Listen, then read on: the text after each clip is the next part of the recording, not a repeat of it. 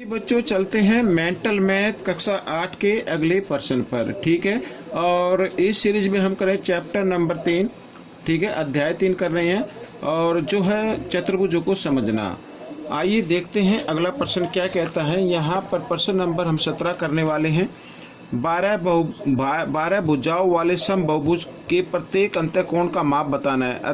ठीक है, अंतःकोण में यानी एक की माप बतानी है।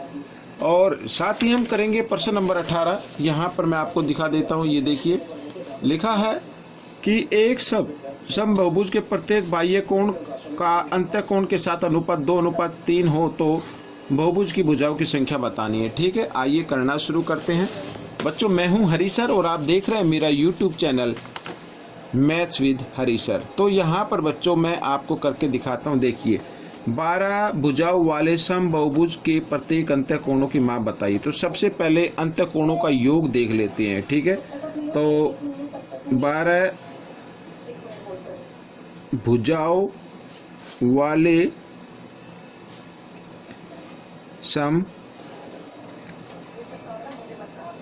समबहुभुज के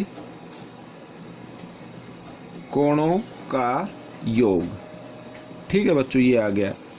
तो योग कितना होता है वो हम फॉर्मूला अप्लाई करेंगे, n घटा 2 और गुणा 180। ठीक है, इस तरीके से।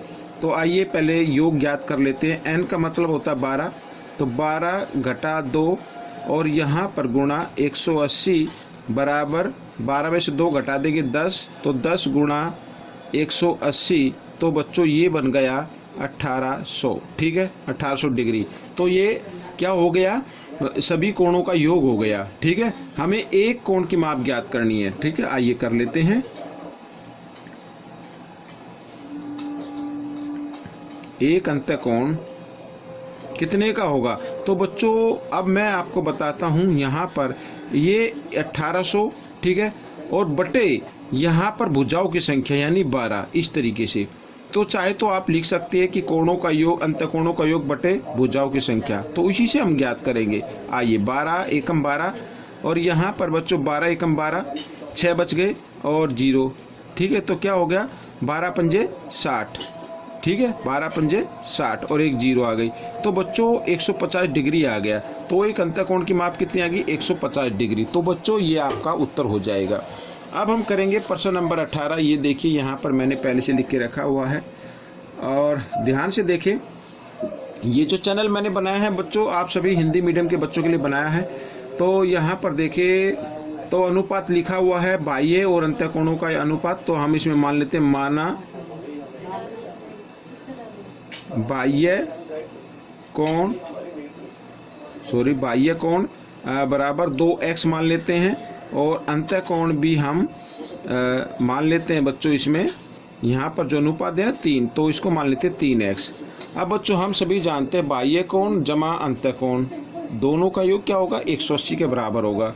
ठीक है, अब मैं आपको बताता हूँ। जैसे मान लीजिए कोई भी बहुभुज आता है, इस तरीके से बहुभुज है, तो ये तो हो गया अंतःकोण और ये हो गया बाह्य कोण, तो दोनों का योग क्या होगा, 180 होगा। ठीक है, तो यहाँ पर आप लिख लेते हैं, तो 2x जमा 3x बराबर 180 डिग्री। ठीक है, इस तरीके से।